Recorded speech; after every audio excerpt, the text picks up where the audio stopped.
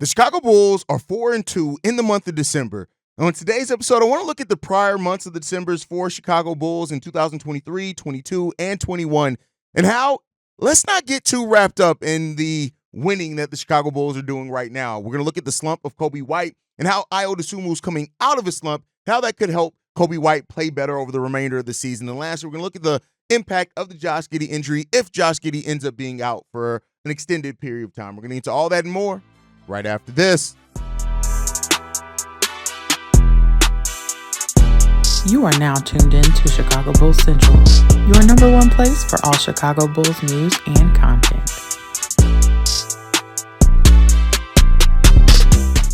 What's going on, Bulls fans? Welcome to another episode of Chicago Bulls Central, your number one spot for everything Chicago Bulls related. I'm the host there, Haize, but more importantly, you guys can follow the channel at Bulls Central Pod on every social media platform we happen to be on. With that being said, let's go ahead and get into this content for today, man. And the Chicago Bulls are 4-2 in the month of December.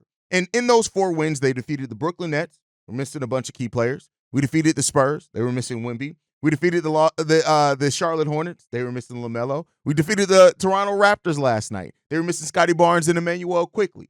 Now, the Bulls' record right now sits at 12-15 on the season, and this is a solid place to be in right now in the season if the Bulls' goal is still trying to win as many games as possible. Now, if the Bulls are trying to keep their 2025 pick that's top 10 protected to the San Antonio Spurs, they're not doing as good of a job if that's the case. That's just what it is. The Bulls right now are 9th in the Eastern Conference and have a game lead or 1.5 game lead over the Brooklyn Nets that could possibly even move into that. When you look at the Philadelphia 76ers as well, we also have a 2.5 game advantage over them. And the Charlotte Hornets, we have a 4.5 game advantage over them. And those are the next 3 teams that are outside that play-in area. Now, the Brooklyn Nets are making moves right now to clearly maximize their chances of losing. The Philadelphia 76ers won their last game, but they are missing Joel Embiid and Jared McCain for an extended period of time. And the Detroit Pistons are a team that's 1 game right below the Chicago Bulls. And I think that this is a team that is competing, and they are going to be trying to win basketball games right now. So that the Bulls sit right now, they're on pace to make the play-in, right? Their point differential has improved from 5.2 to now it's at 3.0. That helps their chances as well at trying to make a play-in. It puts them right in the place usually of where play-in teams kind of that point differential sits. And so that's kind of why you see what's going on with the Bulls and so much talk around trades that if the Bulls do want to keep this top 10 pick, they aren't doing a very good job at it. That's just is what it is. For my guys like Todd, my brothers like Korn, who talk about it all the time, like, oh, well, we got keeping the top 10 pick got to be the focus of this team. The Bulls, at least through their actions, are showing that maybe that's not the goal for this team, and they actually do want to win basketball games. And the thing that I've laid out for this team in prior is that if the Bulls do want to try to compete, right, they have to try to strengthen the team then. If they want to try to keep their top 10 pick, they got to strengthen their chances of doing that because they aren't doing a very good job at that at all. Now, I want to look at prior months of Decembers for the Chicago Bulls. We look at 2023. The Bulls went 9-5 over the course of December. That was the month that really things started working, right? We were without Zach LaVine. Coby really started finding his rhythm at that point in time and turning into the player he was going to be for the rest of that month. Ayo Dosunmu was stepping into the starting role. Month of December last year also was one of Patrick Williams' best months before he eventually goes down and he's out for the remainder of the season. And the Bulls finished with a 39 wins, and they get into the play-in, but they get eliminated out the play-in after winning 1 play-in game, right? Go back to 2022. The Bulls went 7-8 in the month of December. They finished the year. They finished off at the end of 2023, not the season. I'm sorry, the 2022, not the entire season, but just that calendar year. They finished off at the end of December, going into January 2023. Their record was 16-20. Now, they did finish the season with a 4-42 record. Over that time, they lost to the Miami Heat in the final game of the play-in tournament when it came down to that. And that's when the front office decided to, keep DeMar DeRozan. They decided, to pivot that, keep him there. And they didn't really trade anybody at that time because they were trying to, again, pushing that competitive nature, right? And then you go to December 2021. The Bulls were 9-2 in December that year. That's one of the times where we started that 6-game winning streak. We finished the season 46-36. We did lose Lonzo Ball. We lost Zach LaVine for a period of time in that season. He came back, right?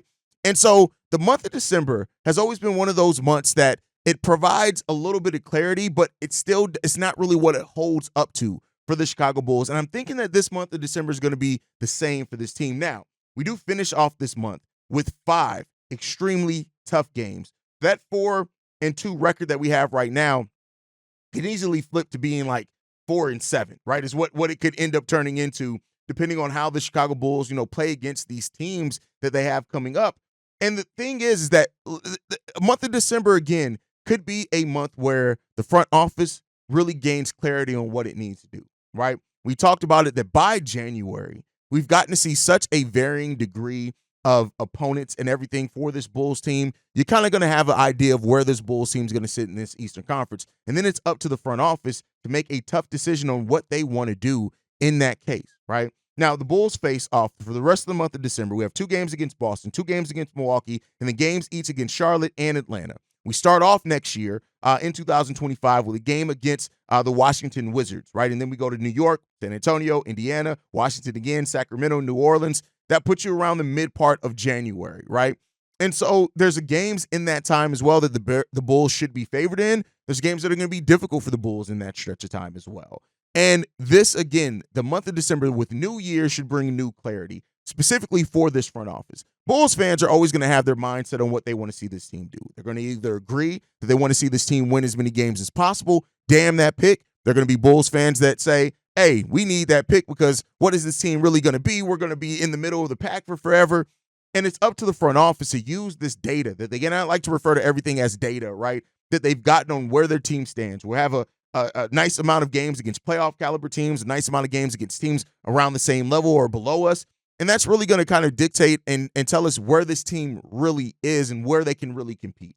And we know that this Bulls offense has been fun. It's been dynamic, right? The defense has been one of the things that have really limited the Chicago Bulls. I always go to the lack of half-court offense being something that really hurts this team as well a lot of times, because it does. The lack of half-court offense is something that, in a lot of ways, is even more alarming than the defense to me, because I think with the way that the Bulls can shoot the ball, the way that they get out in transition, the pace that they play with, if we had a solid half-court offense, I actually think that this team could still – I would even feel more confident about this team's ability to make the playoffs even with a bad defense. Not necessarily go far in the playoffs, but I'd feel more confident in it. The lack of defense paired with the lack of half-court offense, that's just something that it stands out to me as something that could really cause this team problems as they face off against the better competition. But that's why you play the games, right? How are you going to grow? How are you going to develop? Now Lonzo Ball is playing more minutes than ever before. He's going to help out the defense quite a bit. Ayo Dosunmu starting to get back in his rhythm on both sides of the ball. That's going to help out the defense. I still feel like the room for improvement for this team, there's not a lot of room for this team to improve, right? We played such a great brand of basketball and had such an efficient offense early that as teams figure that out, I think that part is going to become a little bit less impactful, and teams are going to kind of figure out how to play the Bulls.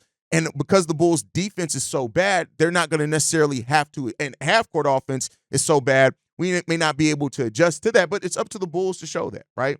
You got players like Julian Phillips who played really good last night. Dalen Terry didn't play, but we know what Dalen can bring defensively. He's actually turned himself into a pretty solid defender for this Bulls team. And Manas Busilis continues to grow in ways that, maybe we don't expect. And that's another thing that could definitely change the trajectory of this team as well, depending on how Manas Busilis continues to grow. So overall, the month of December has been for the Chicago Bulls kind of a month that really provides hope, right? And it's good to have hope going into a new calendar year, but it hasn't really provided much change for how the season has ended the last few years for the Chicago Bulls. And that's something that this front office and everybody has to look at and try to decide on.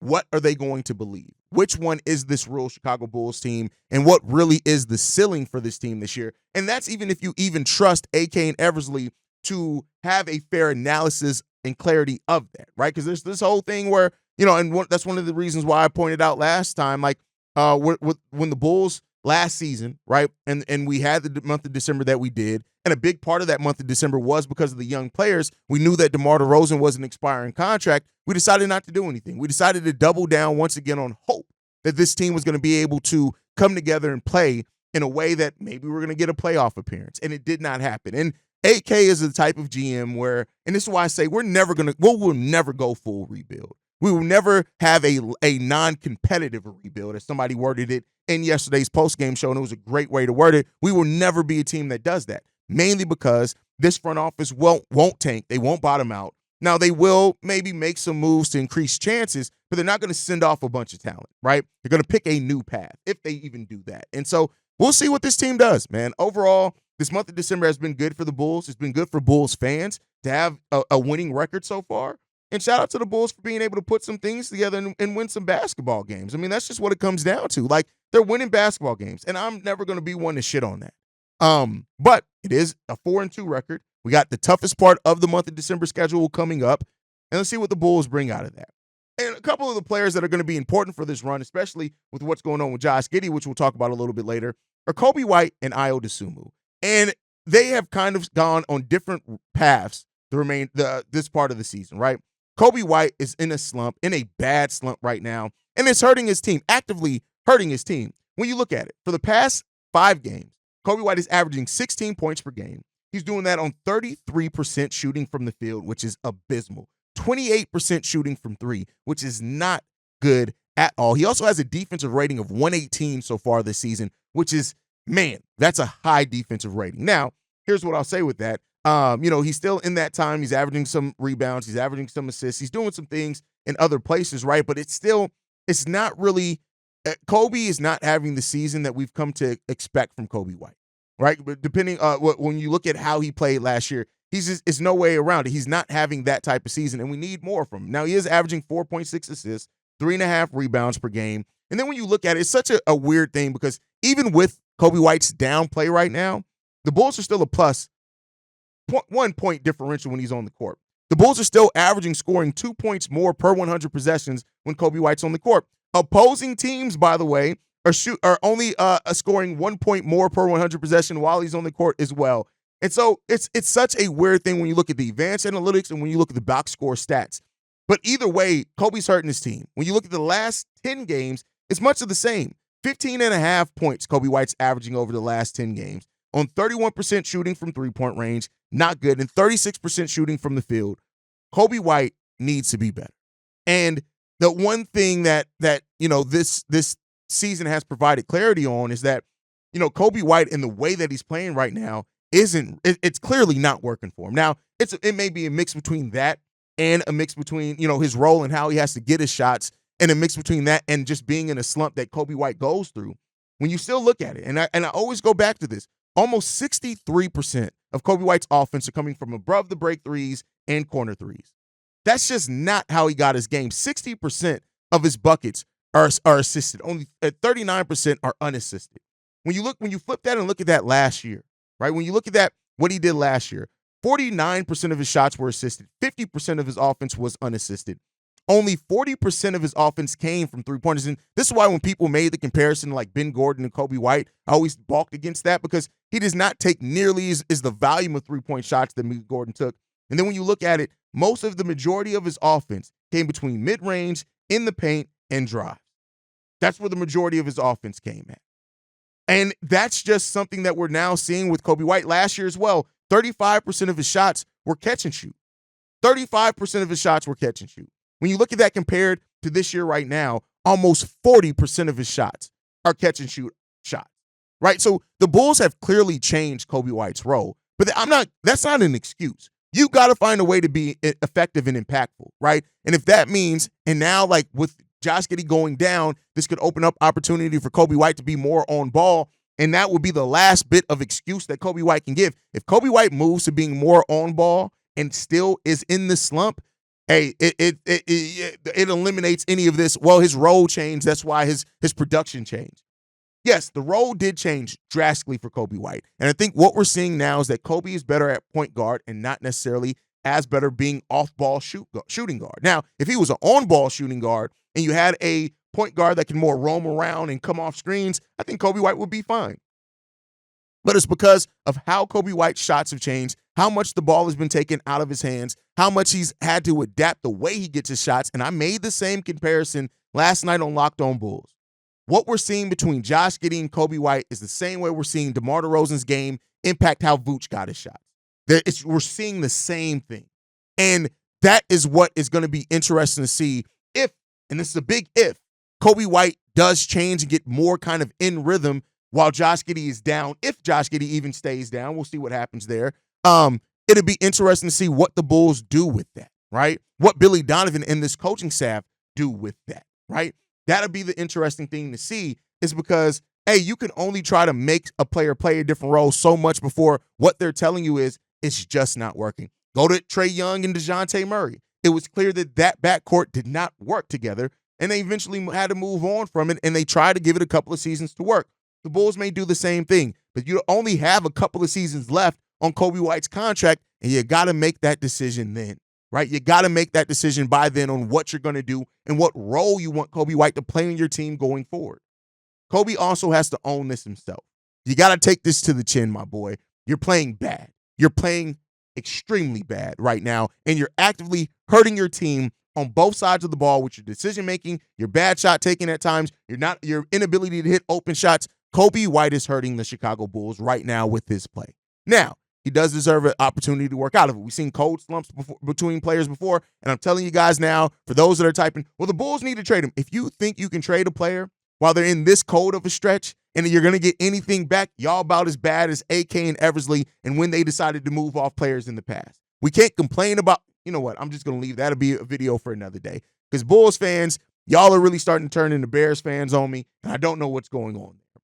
But on the flip side of that, Ayo Dosunmu, who could be Coby White's backcourt mate over this, has really worked himself out of his slump. When you look at the last 5 games for Ayo Dosunmu, he's averaging 16 points per game on 57% shooting from the field.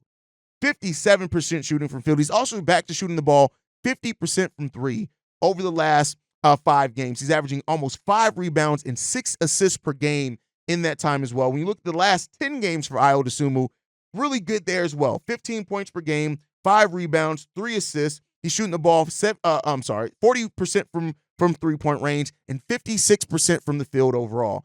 Ayo Dosunmu has worked himself out of his slump, right? And make no mistake about it, Ayo Dosunmu started this season off with a slump. And then when you look at the advanced analytics for Ayo, the Bulls are still 10 points worse per 100 possessions when he's on the court, right?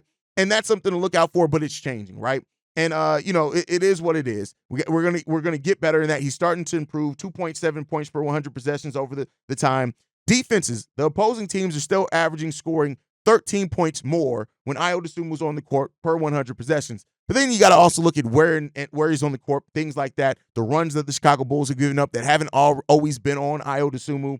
But it just points to the thing that there's a lot that's going on right now for this team, and we're still waiting on it all to balance out and everybody to get on the same page. While the offense looks very fluid, there's still times where this team just isn't playing connective basketball, right? And that comes down to how easy it is to disrupt the Chicago Bulls when they get in half-court situations. So, I'm glad to see that Ayo's worked himself out of his slump. He's back to being the Nigerian Nightmare on offense and on defense. His defensive rating has improved week over week as well. And so you like seeing that for Ayo. It's just that these two players, right, and how well they played when they were on the court together, and even the numbers still point towards some of their best lineups is when they're on the court together, right? That's still the magic sauce there for these two players, is that these guys, when they're on the court together, play extremely, extremely well. You look at it. When Coby White, Ayo Dosunmu, Zach LaVine, P. Will, and Nikola Vucevic are all on the court together, the Bulls have a positive 3.3-point differential. We score 118 points per 100 possessions. We have a really good defensive rating over that time as well. And, effective field goal shooting percentage of 58% when those guys are on the court together. That's basically your starting lineup last year, just switching Zach LaVine for DeMar DeRozan, right? So that's really what you're looking at there. And so there's still some signs that some things can balance out for this team. And it's now moving into the last topic, is that with Josh Giddey's ankle injury, right, which, knock on wood, let's hope that it's no time out for Josh Giddey. I want to be clear there. I hope that Josh Giddey misses no time. It is the same ankle that he injured this offseason in the Olympics that had him out for an extended period of time, not able to play basketball. But let's hope that he misses no time, right? I don't want injuries to be the story of this season yet again. But if Josh Giddey is out for an extended period of time, you're naturally going to kind of move back to that backcourt, right? And it would be interesting to see if the trends from last year maintain, and if these guys both help themselves, because they have such complementary skill sets between each other. And that's going to be the thing to really watch out for, I think, for this team over the remainder for whatever period of time that Josh Giddey's out. Now, let's hope, again, Josh Giddey misses no time.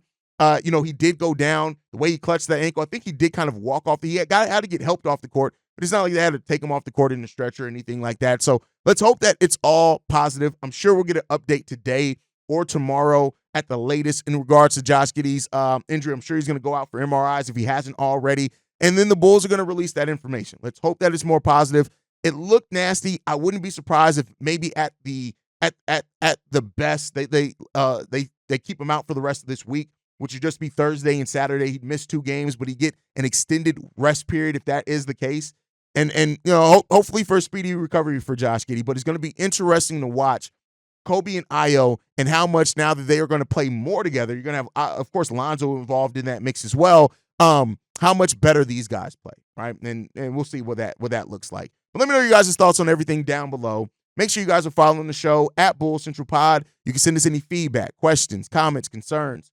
bullcentralpod@gmail.com. Lastly, if you want to leave a text message and our voicemail for the mailbag, the number to do so, 773-270-2799. We are the #1 spot for everything Chicago Bulls related, but that's thanks to you lovely and beautiful people. And like I like to end every episode on, go Bulls. Love you guys. See red if you can, y'all. Peace. This has been a presentation of the Break Media.